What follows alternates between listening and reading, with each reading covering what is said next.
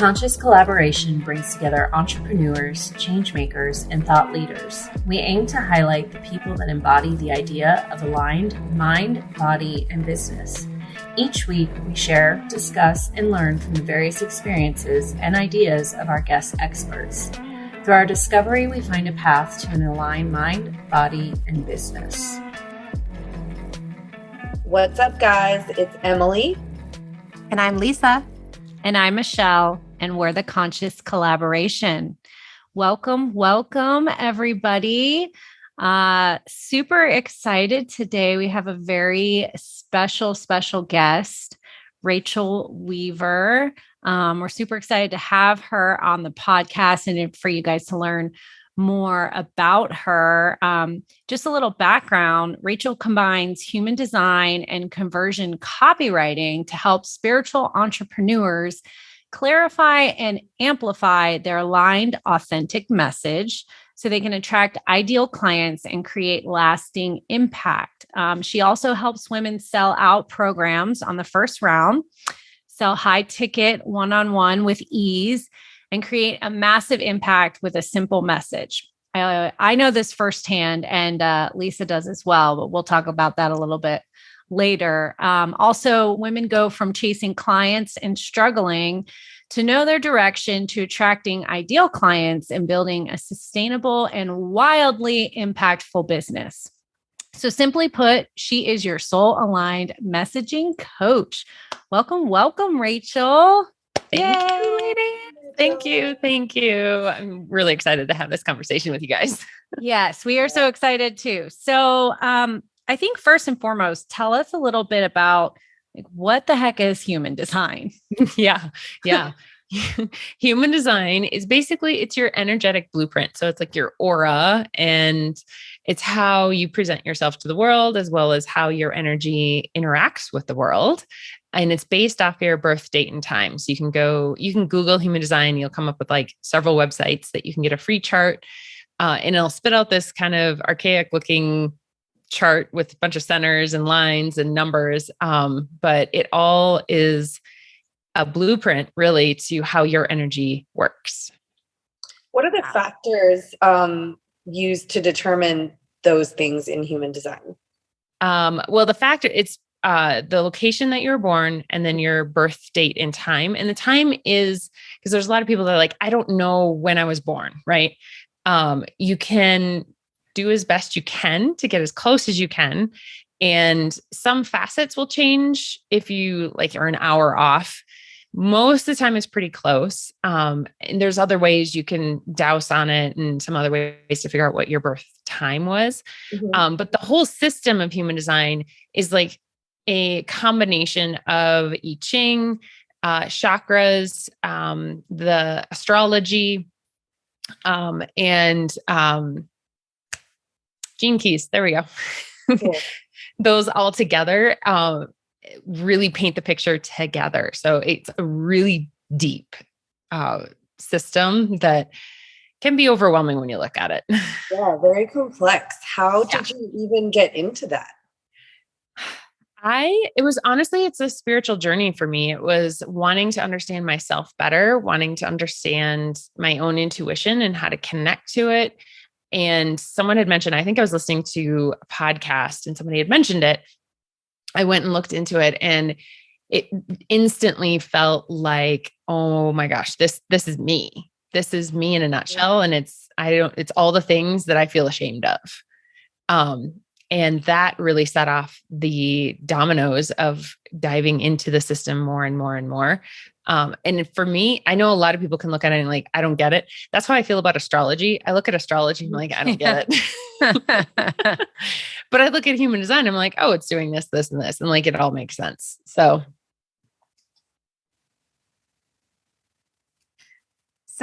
Rachael, I heard you say that some of the modalities integrated into this system include the ancient I Ching, which I really love. Yes. Can you tell us a little bit about what the expression is and use of the I Ching? Yeah. It's found in the lines. So like your profile line is referencing to the I Ching, as well as when you look at, there's 2 columns of numbers when you get your chart, and it'll be like a number. So 39 point something. And that point something that references the I Ching in the profile lines. Oh, so in relation to the I Ching, Michelle, this is the hexagram and then the change lines. Yeah. So I imagine this is referencing the journey and the changes in someone's life. Yeah. Yeah. Ooh, I love that so much. And so how many energy types are there referenced in human design? Originally there were 4. And there was a split to make 5. So there's manifestors, projectors, reflectors, and generators is what split to manifesting generator. So manifesting generator is a subset of a generator. They still have the same strategy as a generator, but they have some manifestor qualities.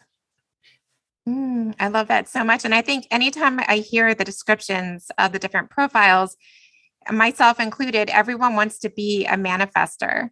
Yeah. But can you tell us, is that a trend for people to say that and why that may be or they think they are. Right. Or they want to be. Yeah. They want to be. They're like, I want to be.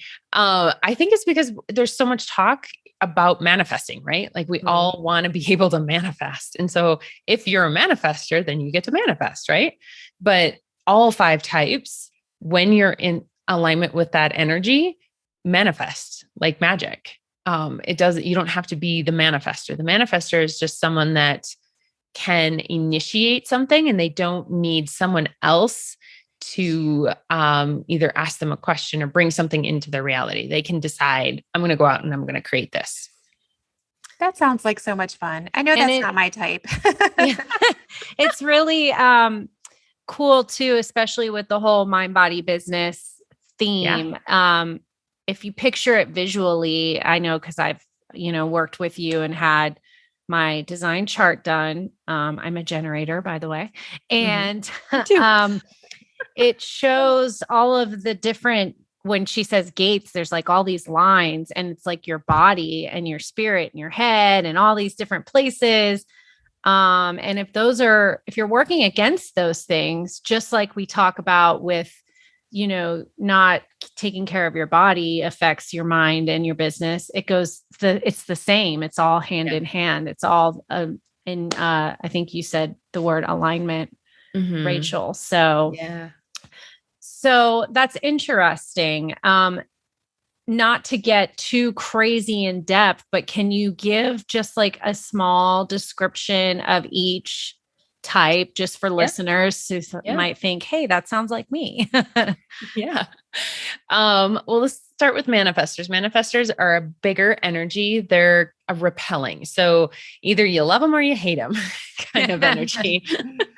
And they are visionary. So in their messaging, their business is about big vision. So that's the manifestor. The generator is human design. There's a lot of language around worker bees, but I don't think that's necessarily true. You are here to create and really dive into a subject that you're passionate about. So it is about what you're building and creating, right? But it has to be something you're passionate about. If it's not in alignment. The manifesting generator is similar to that in that they're creating something, but they're likely bringing lots of different things in that haven't been brought together before. So they have passions that you'll kind of like shiny object syndrome all the time. I'm always changing my mind. I'm a manifesting generator, always changing my mind, never doing the same thing for very long. And I have a very wide array of passions and bringing them in, not all of them all the time, but at least some of them together in a way that no one's done before. And then the projectors are the seers. They're the people that really, when they look at you, you feel seen. Like there's do you guys feel seen by me right now? I do. Nice. Always looking at me. Like they penetrate, and that's the reason why they need the invitation, so that when someone someone raises their hand and says, yes, I want your guidance for the projector, that's their invitation that, yes, I can guide you. I can give you my advice. If a projector tries to give advice without that invitation, it's like kind of talking to a brick wall. No one's going to listen. It's really a struggle, right? It's just, they need that invitation for the person to feel seen and heard. And then reflectors are all open centers. So they need to take time to make decisions, and their environment needs to be aligned for them to feel aligned, right? Because they're absorbing all of this information from around them. Anything white or not colored in is an area that you can feel into other people's energy and take it in on yourself, as well as amplify it back out. So as a reflector, it's really important that the people around you, your environment, is really aligned and feels and good healthy for too. You. And healthy, yeah. You know what's interesting is I didn't think about it until you were just describing it, but in Feng Shui, mirrors are a very powerful cure in Feng Shui. They're an element of water. And you have to be really careful what you put a mirror in front of and how it's reflecting back the imagery. So if you're trying to multiply abundance, there needs to be an image of abundance. There needs to be reflected abundance and reflectors. And I only think I've ever met 2 reflectors in the time that we've been working together. But it sounds like they're the walking version of a mirror and are multiplying and reflecting back. Yeah. They really are. I mean, they're like the canary in the coal mine, kind of, because they are able to feel into what's happening on a whole nother level and then reflect it back to people. Yeah. And they're only about 1% of the population. So you won't meet a lot of them. I so desire to meet them though. I feel like asking, and I know I'm a projector, so I can't go quiz everybody when I go into like a restaurant and tell me what's your birth date. I've tried. It falls flat. I mean, if there's shots involved, she might. We don't tell everybody. Okay, bring on the shots. So do you ever have clients? Because I know, like for myself, sometimes I feel like I fall into the manifesting generator side, but technically my chart says generator. Now I know there's some discrepancies in some of the charts. Do you ever have clients that are like kind of both of something? Yeah. Do the charts even pick that up, or do you more pick that up as you're working with them? Well, there's a lot of layers to human design. So one, let's take the wanting to do lots of different things and passions, right?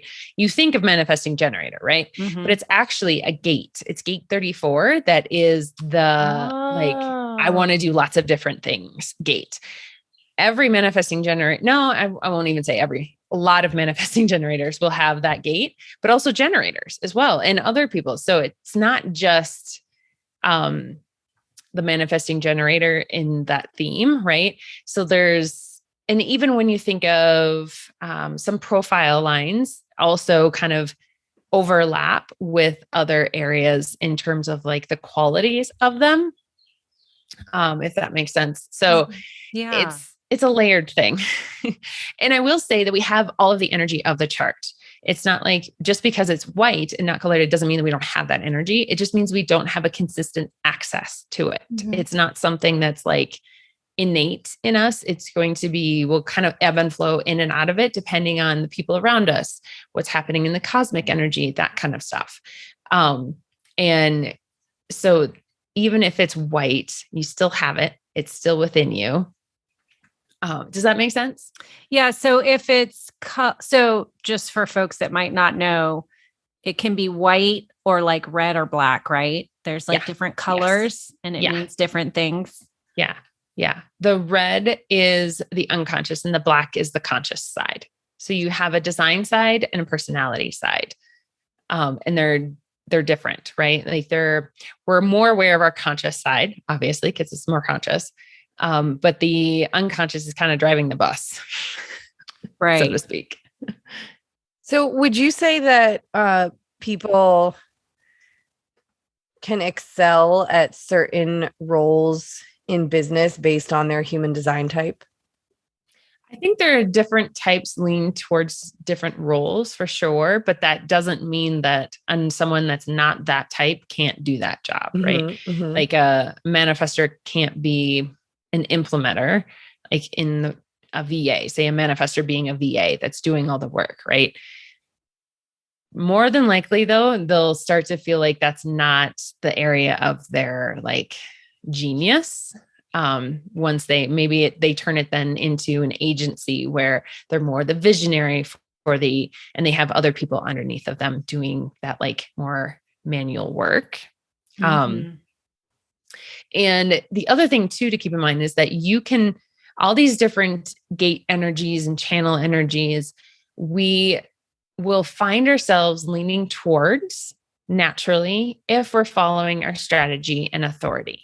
So if you're following so the generator strategy is to respond. That means that like when you are excited, when your like body is in alignment, life will bring things to you and you get to say yes or no to them.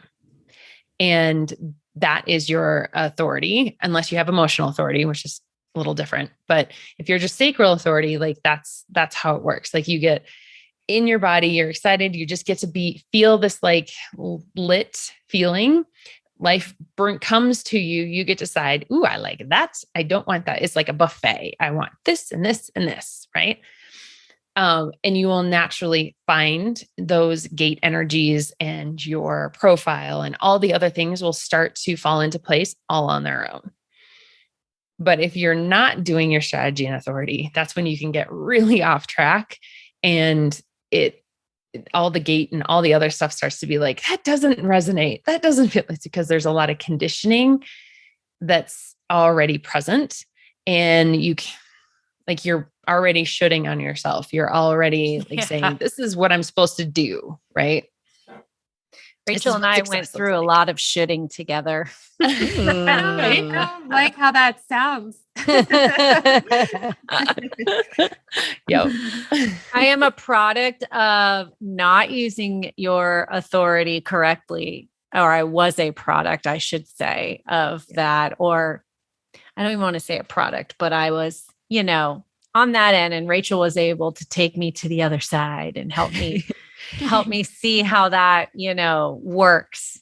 Making those decisions using your authority, your sacral, which was really, really cool to go. It's a tough process to go through depending on where you're at. But it's so worth it. So I guess kind of with that being said, can you take us a little bit down, what it would look like as far as human design as your business? So how do you work with clients? What does that look like, working with you? Yeah. So it originally started, I was a copywriter and writing copy. And that's when I met Lisa. But I loved human design and I really saw it as a tool to help me get to know the other person, the person that I was writing for, a lot faster. Instead of me asking them these questions of like, what do you want to do? What do you want to offer? There was a blueprint already to what they wanted to say. And when I would say, hey, what do you think about talking about like this? And they'd be like, ooh, I would love to, but there's always a but. And that's where the conditioning comes in, right? We want to talk about certain things. So I would even inquire, like, if there's something you want to talk about, why aren't you talking about it? Is there a but for you, right? Is there a but that's like, I'm just really, I don't know how people are going to react to it or whatever, right? So Michelle, I had a but just to interject in there, and it's kind of in harmony with what you're going through right now, I think, is when I first started working with Rachel, and she's right, we were doing some of that question and getting to know each other, like what's your favorite drink, ask your friends what they think about you kind of thing. Yeah. And what the copy generated into, and Rachel and I met virtually, she lives in Colorado, I live in Florida. And so this was all happening virtually, but what generated, which was beautiful copy, I felt was very exposing of who I was. And being in the corporate world, I felt like, Rachel, I'm not sure I want to tell everybody this about me. And she's like, this is who you are. This is what's going to attract people to you. And that was like breakthrough. Yeah. Yes. Yeah. And so I started incorporating the human design more, but it was behind the scenes. And then had a business coach be like, you need to come out of the closet yourself. And so like brought it to the forefront of like, hey, I use human design to write copy. And now it's even transitioning into more of a coaching role. Cause the thing I've noticed when I'm writing, I'll give them copy that's very much on point with their life experience, who they are, their energy, all of that. But they're scared to put it out there. They're like, I know, but right. So coaching them through that of like, why do they feel that way? What is holding them back from using their voice the way they were meant to use their voice, and coaching them through that process. So that's where I am now, is a lot of coaching, a little bit of writing. Or she'll make you actually do it all because you have to go through the process. Yeah. Yeah. Sometimes some people are have a little bit more coaching to do. I'm not going to name any names myself. So Michelle, I've never seen you roll your eyes so many times in 1 second in regards to a process. Was this a challenging process, and was it necessary for you to get to where you are today? Yes. Yeah. So first of all, I'm not a writer. Well, I guess anybody can be a writer, but I've always just been like a math and science kind of chick, and like anytime I had to write something, I just had a lot of resistance around it, let alone writing about yourself, and then being new in business, this new role, and still trying. I mean, we just talked about this on a previous podcast that I'm newer. So I'm still trying to figure out who the hell I am within my own business. So normally Rachael will write the copy given the input, but for me, she's like, no, here's the questions. You're going to go through the process. And even if it takes months, you're going to write this because it's going to be healing. It's going to help you figure out who you are. It's going to help you establish, your baseline in your business, and even maybe birth new things out of it. So, yeah, we're still in that process. And I resist every second of it. But that means what you resist persists, right? So you have to keep going to it. So she just keeps giving me the nudge very patiently. And it usually means you're hitting on something that you need to hit on. If you're resistant to it. We've hit on some stuff. Yeah. But I mean, honestly though, Michelle, you've come so far in trusting yourself more and trusting that sacral yes, and unpacking why you're afraid to talk about yourself, right? Yes. Yeah. And thank you. I appreciate that. Yeah. Yeah. It's a journey. I mean, I always tell people, if you want to really get to know yourself, go start a business, and so here's a thought on the flip side of the coin. Yeah. Do you also get clients who maybe are very comfortable with writing, and so then you have to sort of untrain the blockages that are keeping them from expressing in a way that's most authentic? That's a really good question. So I do get a few people every now and then that are very confident in what they do and who they are. Generally, I can still find some tweaks that they can incorporate a little bit more of something. And they're like, oh yeah, you're right. I could do more of that. They generally just want me to like a second pair of eyes, right? They're not in it because they already kind of have an idea who they are. And those people have been following strategy and authority without realizing it. Yeah. Yeah. Is that me? Am I different? You're close. You were close. You were close. You weren't far off. You were not the conditioned projector that I meet a lot. Well, I've noticed that theme in quite a few of the podcast episodes of yours that I've listened to, that it's sort of like, forget about the writing rules. Yes. forget about the persuasion rules and everything like that. That's not how you're actually going to effectively persuade people and get your clients to engage. 100%. Yeah. You're going to overthink the shit out of it. If you do that. And it feels icky once you go back and you read that and you've gotten into a place of communicating within your alignment and you read something that's off. It feels very used car salesman and tortuous, and there's no voice behind it when you're reading it. I know not everyone does that, but you're just reading it's like a can or bot or something like that. Versus something that just flows naturally from you, and that what you're saying is really, really important to say, and it's clear, and then it just comes out and it connects with the person that's reading it, and they're like, yes. Well, and at the end of the day, I think that's the most important factor in, getting your clients to engage further is how authentic you are. Yeah, absolutely. Yeah. Yeah. And I think I know you've talked about this, Rachel, also on your podcast as well. And I think we've talked about it. And I think a lot of people are talking about it in general, is like that comes with social media too. It's almost better to not post all the time if it's not going to be meaningful or, authentic, rather than just post here and there when it feels appropriate or when you really have something to say. There's definitely a difference in the messaging. Well, and I even have been kind of struggling with this myself recently. So I'm going on vacation for 2 weeks. I obviously don't want to be writing any content while I'm on vacation. But I also am like, I should probably schedule some stuff, and started using a month ago, Social Bee, where it schedules it out for you. And I have been just writing as I go when I feel like this is what I want to talk about this week, but having to plan out 2 weeks, even closer to 3 weeks of content is really pushing me to be like, I don't want to do this. This feels like work. This feels like, it's heavy. Right. And so this morning, I was like, all right, I've got some other stuff. I'm like, should I just say, screw it? I'm not going to post, and I'm just going to take 2 weeks off.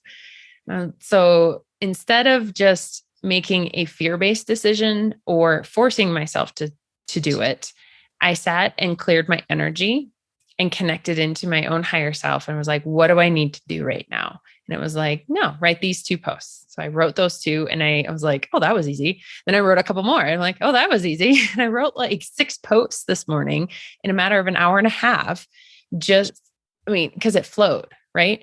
Yeah. And that is what I want when I'm creating content. I want to feel like, and it just comes out.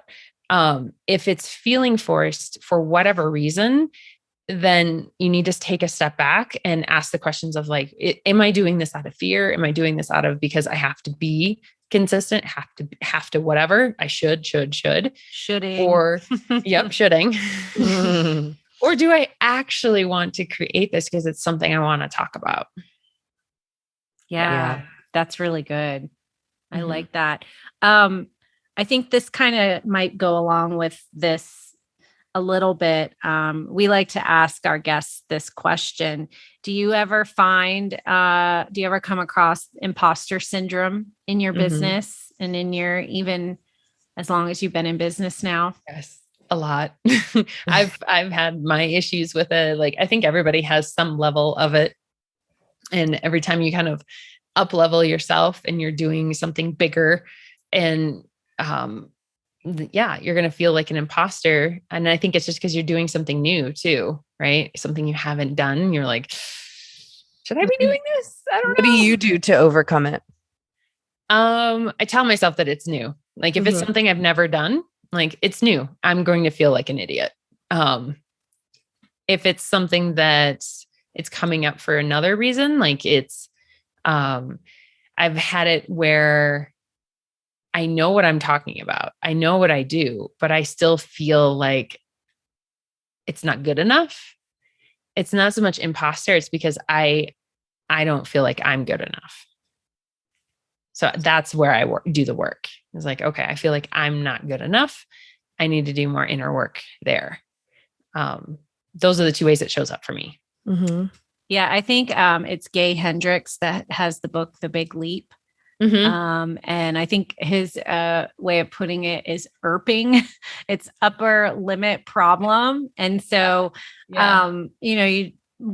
his followers will walk around when they start having those thoughts and feelings and their upper, going to the next limit. And they're like, oh, I'm just ERPing. I'm just ERPing. That's funny. I always thought it was funny. I try to say that whenever I'm feeling anxious about it, because like we have talked in the past, usually, and I think all of us have talked about this, when something really big is right around the corner, your body reacts first with the feelings, however that may be for you and your body. But usually it means you're up leveling. There's something bigger coming next. Mm-hmm. Yeah. 100%. Yeah. And your body wants to bring you back down. It wants to bring you back to that equilibrium point that you've set in what you're comfortable with. And it's the work to go, nope, I'm kicking it up a notch, and I want my equilibrium to be up here now. I like how you were describing it too, as like somewhere, like something you've never done before. And we've talked about with the I Ching, the energy of the traveler. Mm-hmm. And it's not something I thought about in talking amongst ourselves or with other podcast guests, but that energy of like you're going to a new destination, and to go there with a sense of humbleness. And this is what I bring. And, with that, you're a guest in a place that's new to you, and to take things in slowly. And you don't have to pretend who you are. You can say, I'm from another country and I'm learning all I can to assimilate here, and just let let yourself be guided and flow as you're talking about into the different areas. Oh, I like that. I'm just from another country. I'm just trying to figure this out. I'm an alien. And an alien. Don't mind me. Another thing that has been a theme in recent episodes of ours, and just day-to-day conversations that I notice is a big theme in your work. You can think of it as like maybe masculine, feminine balance, yin and yang balance, but how you put it is working on attracting your ideal clients rather than finding them. Because you see that a lot in these, online coaches get $10,000 a month worth of clients in 5 minutes kind of thing. Like you get them, you go find them, you push, but you're all about like magnetizing them to you. Yeah, and absolutely. Like, I feel like when they're talking about let's go get clients, there's a needy energy to it. It's like it's a Lackman energy, right? Versus, no, I know I'm really good at what I do. I know my experience is backing it up. Like, I know who I am. I know the people that are meant to work with me will find me and want to work together. And it's such a different energy. And that's the energy I want my clients writing from and creating their message from, not the like needy, I gotta go get clients. I need a client in this month. Yeah. Yeah. Love it. Yeah, that's awesome. If say there's somebody that maybe can't get their human design chart, but want to start trying to just write something, what would be like one or two things you would say to help them just get started?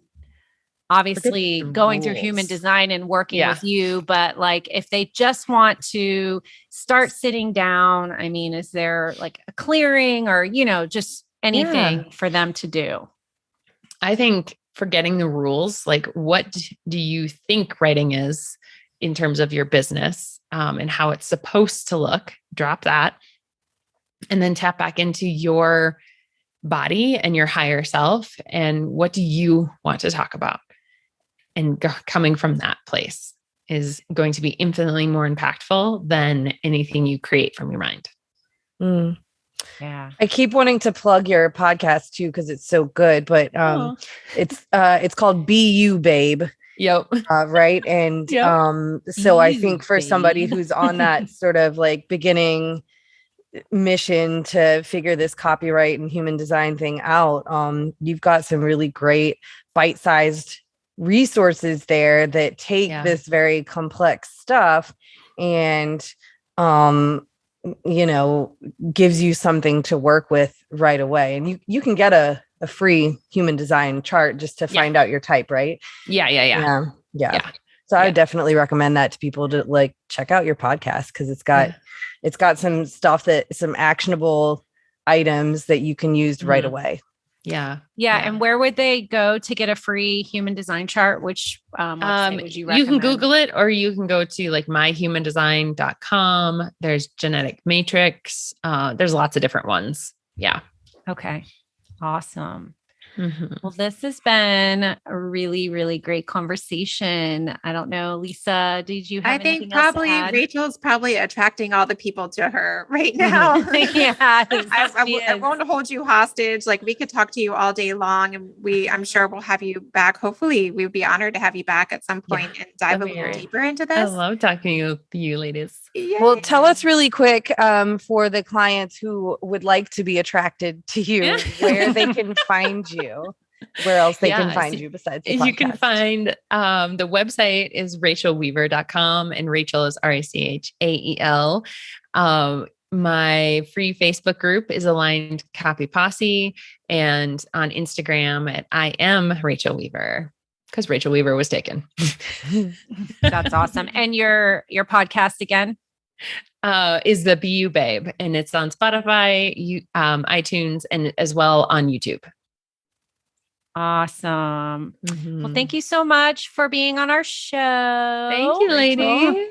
It's been a pleasure. And yes, I'm sure we'll have you again. We would be honored to. Yeah, so that would be awesome. Hope everybody has an awesome day, and we'll talk to you in 5 minutes. Talk to you in 5 minutes. Bye. Thank y'all so much for listening to our podcast. If you haven't yet, please be sure to subscribe, rate, review, and share with all your friends so they can join our circle of collaboration on this journey.